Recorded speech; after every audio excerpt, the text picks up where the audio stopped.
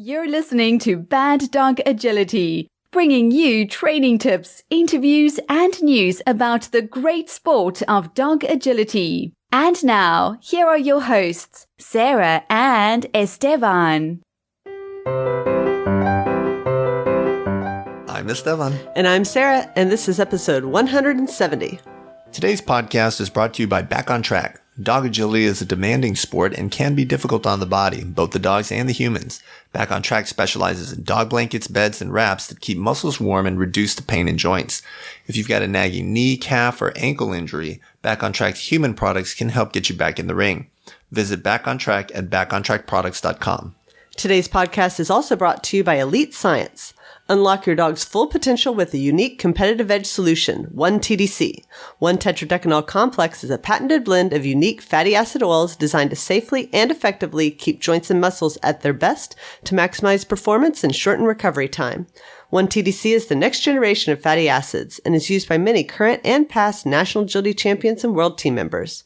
All of our listeners will automatically qualify for a great 1TDC special offer by purchasing online at BDA1TDC.com. That's BDA, the number 1, TDC.com. Today we're going to be talking about homeostasis in dog agility. What? And for those of you who are getting flashbacks to high school biology, that's exactly where you heard this word, homeostasis.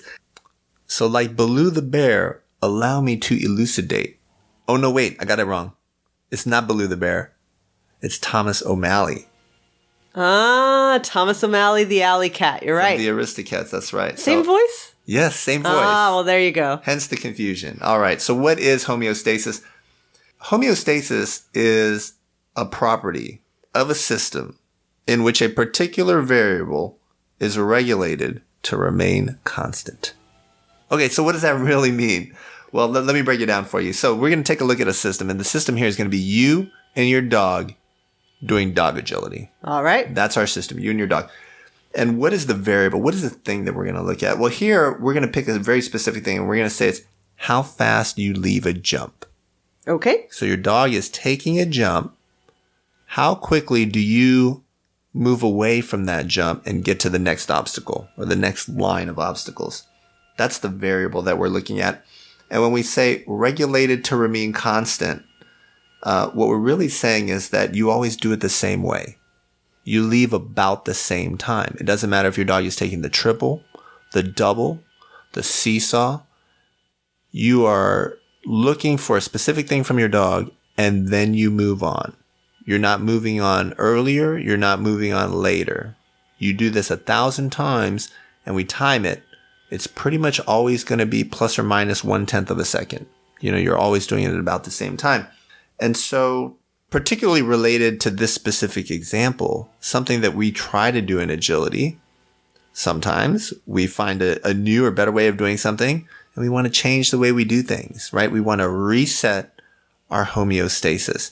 And a related concept here, I think, is comfort level.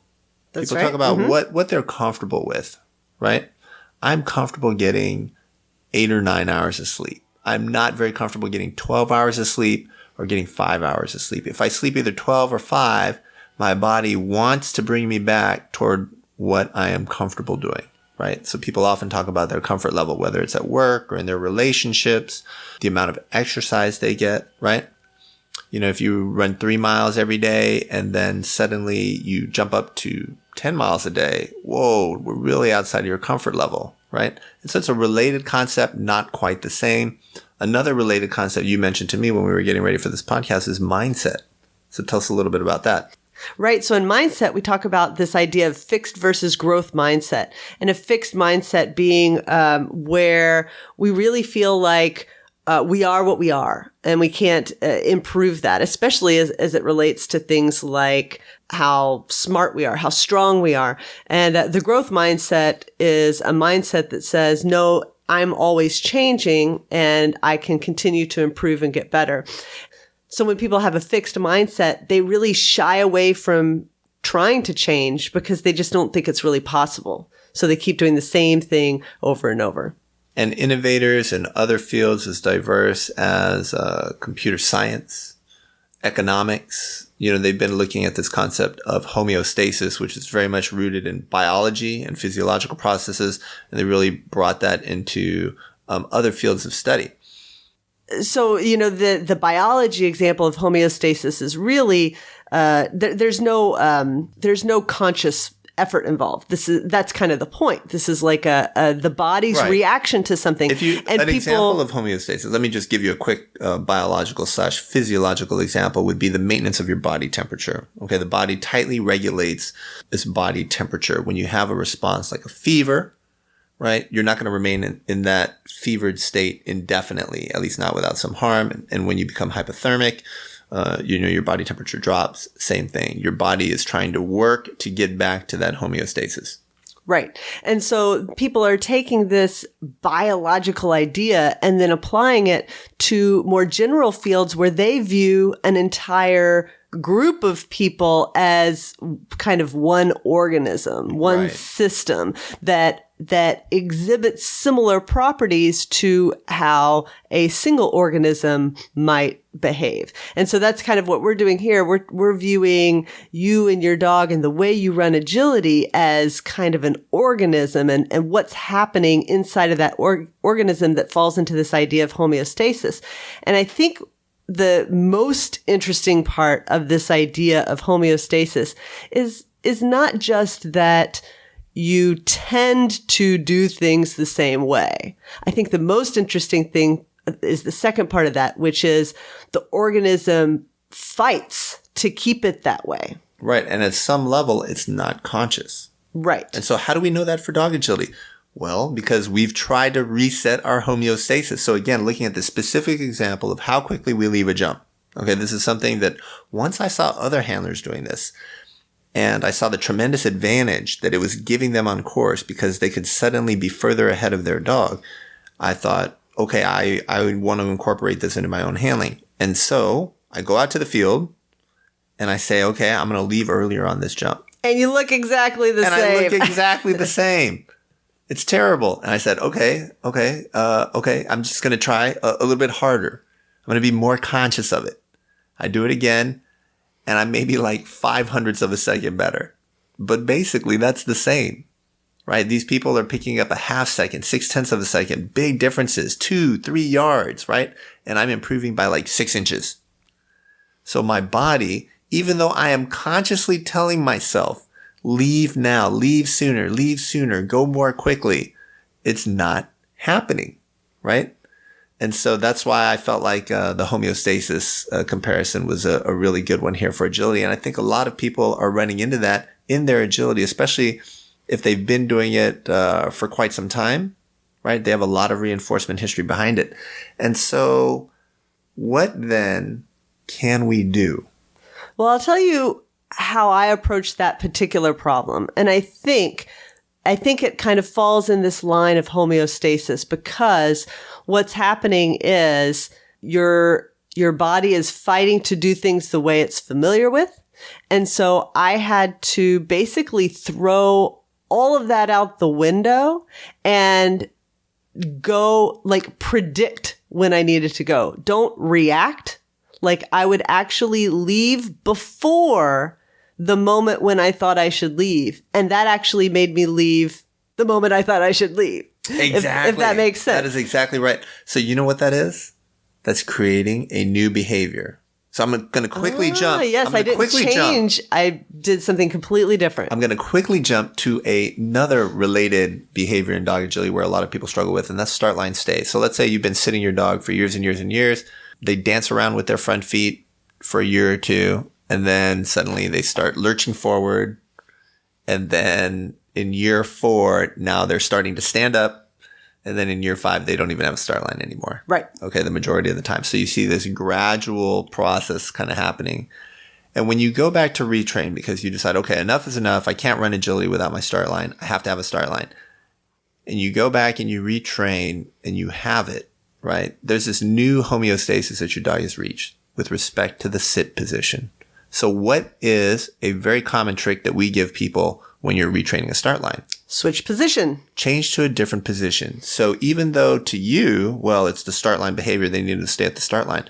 To the dog, staying at the start line in a sit position comes with a ton of reinforcement and history. Now, maybe when you reteach them to a stand position or a down position, that reinforcement history isn't there, right? It's kind of a fresh start, a clean start, a new behavior. And that's what Sarah's talking about here. So now you don't have to fight against that homeostasis, right? We have tricked the body. We are going to reset the homeostasis by faking the body out. We do that all the time in medicine.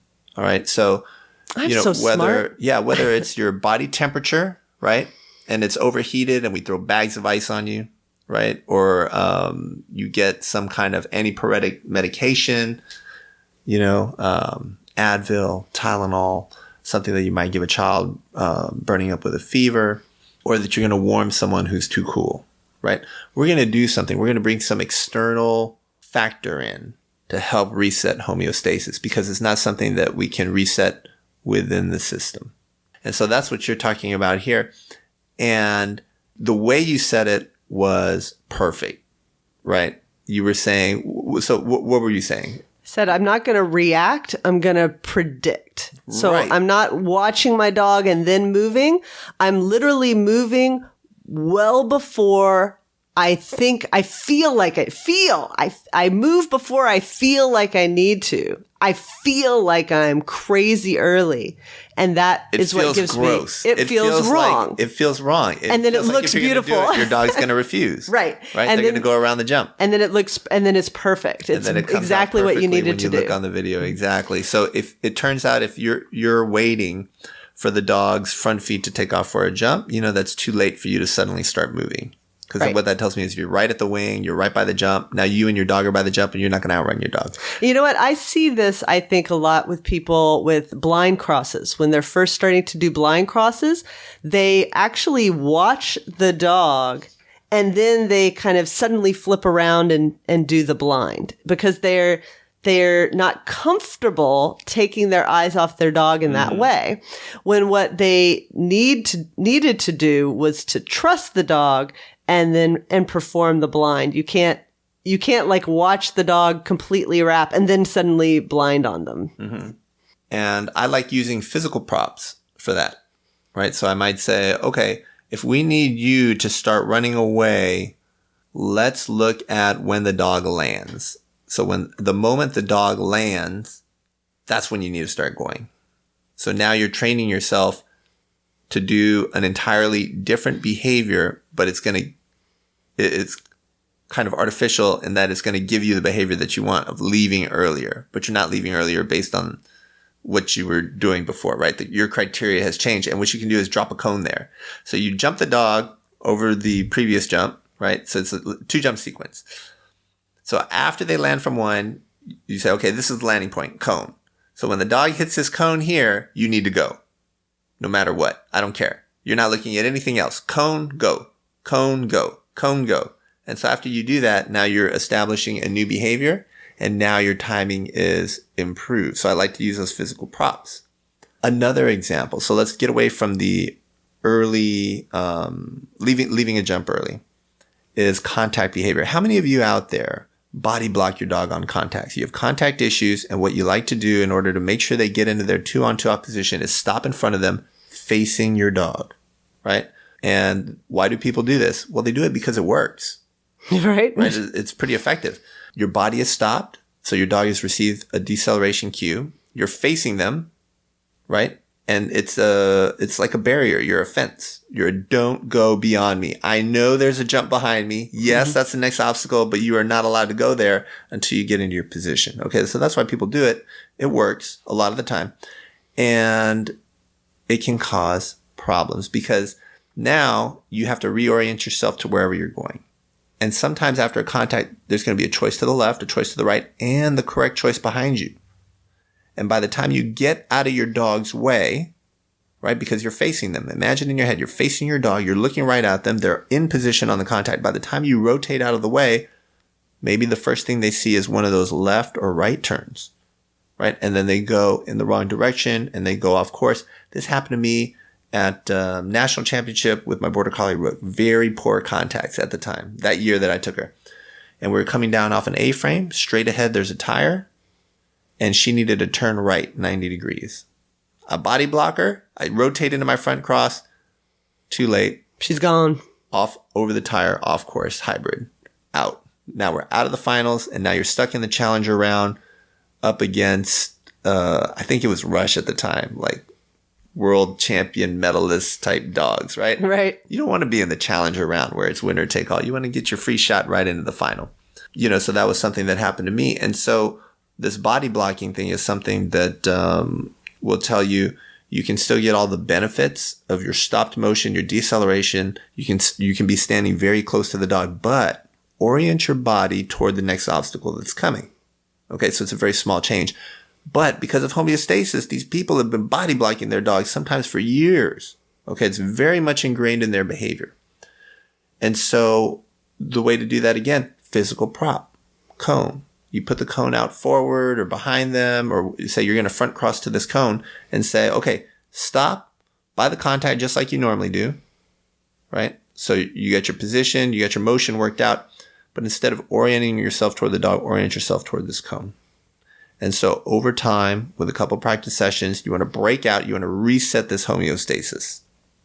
And I think, so let's talk about the resetting, because I think the idea of homeostasis is important because it's important for us to realize why this is hard, right? We are actively working against ourselves, our bodies and our mind. Unconsciously, our body and our mind, both of them together. I mean, that's like the double whammy, right? Our body and our mind are working against the change that we're trying to make because they're both trying to go into this comfort level, go back to the homeostasis that they're familiar with.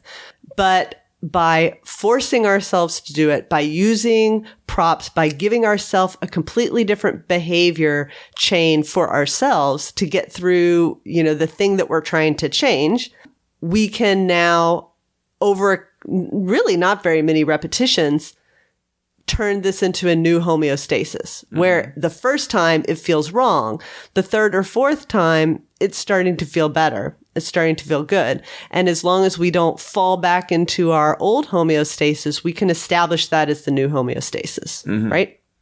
And once again, I think this is a place where video review is key because it's absolutely critical. For some of these things that are timing related, you don't know that you're doing it the same until you look at it on tape. You've got to have the tape to be able to see the change, to be able to see the improvement. Completely agree. And I'm going to throw out one more example for everybody out there, and it's how you do your weave pulls. More than any other part of the course, I think weaving is something where people watch their dogs do it. Or at least enter. No, but that's my point. I think they watch them do basically every pull. Okay. Very few people put their dog in the weaves and then move on to the next part of the course. Remember, it takes your dog about the fastest dogs in the world, maybe 2.5 seconds. Everybody else is going to be in the 3-second range to do weave pulls. And weave pulls, what is that, 24 feet approximately, right? 2 feet spacing, 12 pulls. Let's just say 24 feet. That's a great spot because as a human, you can run a little bit faster than that. Almost everybody, right? But nobody does. Okay, because the weave pull is a very complex obstacle, and we've learned that dogs make a lot of mistakes there, and we want to be able to see the mistakes in order to what? Go back and try them again. Right? But to what end? Yeah, if you're not looking at your dog, right, you're not going to see them make that mistake. So once you get the dog in, way to break out of that homeostasis is to look forward, right? So as an instructor, I may say, okay, we're now looking at that dog here. Look ahead, look at me, look at this cone, look at something else. Don't worry about your dog and run to me as fast as you possibly can. And it's bizarre, right? Because people just can't do it. They find that even if they can refrain from looking at their dog, they're actually spending energy to not turn their head, and they're not running at me full speed. I say, you need to run at me like someone's coming after you with a knife, right? There's some scary Freddy Krueger type character behind you, and you need to break out of that homeostasis, out of that old way that you've been doing these weave pulls. Get ahead of your dog, get 3, 4, 5 pulls ahead, move away laterally, move on to the next thing, and you're not always going to be able to keep your eye on your dog. There's going to be plenty of parts on the course now, I think, in the new kind of modern era of agility, where you're not going to be able to see your dog. You're not going to know if a bar came down. You're not going to know if they missed their contact because you're out managing the next part of the course. Someone's going to have to tell you afterwards. That's going to make a great podcast, a different podcast, right? The implications of that, both for training and trialing, and how to deal with mistakes that you can't even see at the time that are being made, right? That's a fascinating topic. But, in my opinion, that's kind of where agility is at these days. And handlers who are able to not eyeball their dog's body through 100% of the course are in general going to have tremendous advantages over the handlers that do need to watch their dog constantly. And so that's why I think that's an important concept. And the weave pole is a really great place. Another place that when you think about it, all of you out there, you do that weave pole dance. You have to be in just the right position, facing just the right way, saying just the right thing. You, my friend, have reached homeostasis. That's right. And so we need to reset that homeostasis to get you some advantage there at the weave poles. All right. So I'm going to give one last just anecdote because I think it's another great example of this homeostasis and how subconscious it can be before we wrap up. And that is that I was working with somebody in a private lesson on front crosses, and this handler kept going too deep into her front crosses. She was she was creating this big loopy path with her dog rather than a more optimal path because she was going too deep into the front cross, if that makes sense auditorily. And so, I walked with her over and over, showing her where I wanted her to be, but she just kept physically going into this pocket of the jumps. As soon as I, backed off, she would be going deep again. And so just explaining it wasn't helping. So then as I watched her walk it and continue to go deep, I just went over and I stood in the deep part of the front cross where she shouldn't be, right? I stood right there for her next walkthrough, and she's walking the course and she comes to this front cross and she starts walking towards me and she stops and she's like, you're in my way. And I said, no, I'm not. And she's like, oh. And so I stood right there and made her walk the course with me standing in the spot that she kept hitting when she was in homeostasis, but that she shouldn't be if she's getting this nice front cross line. And it totally worked. So, she got 2 or 3 walkthroughs, and then I stood right there when she walked the course and she did this beautiful front cross and her dog took this beautiful line. But that's an example of how subconscious it can be that we could discuss that. The two of us, me and her, we could discuss where I wanted her to be, but she just physically couldn't change her homeostasis without that little bit of help of being, physically blocked. That's a great story. So I think that wraps up this podcast. I love this idea when you brought it to me because it gives you this one word, homeostasis. It's a very convenient name to kind of encapsulate a phenomenon. But I think that the most important ideas there that people may not have really thought about are the idea of there being a fight against changing homeostasis. That can be very difficult. But then about reestablishing a new homeostasis. The reset, right? The reset of the homeostasis. So I think those were very interesting ideas to bring into an agility context. And that's it for this week's podcast. We'd like to thank our sponsors, Back on Track and Elite Science, and also NTI Global. Tunnel carriers. The tunnel carrier is a great gift for trainers and backyard beginners. Carry a tunnel with the same ease as a shoulder bag. The NTI carrier tightly secures for over-the-shoulder transport. Visit shop.ntiglobal.com for the widest selection of dog agility tunnels for both competition and backyard training. Known for free shipping, more options, high-quality products, and low prices, NTI Global has got you covered. They also offer tamer and anchor weight bags, along with a full line of accessories and agility storage solutions. Visit shop.ntiglobal.com and use promo code Carriers NTI for 5% savings off today. Promo code good through July 31st, 2017. Happy training.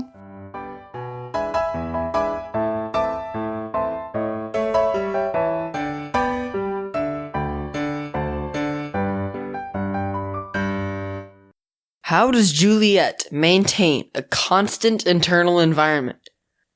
Homeostasis.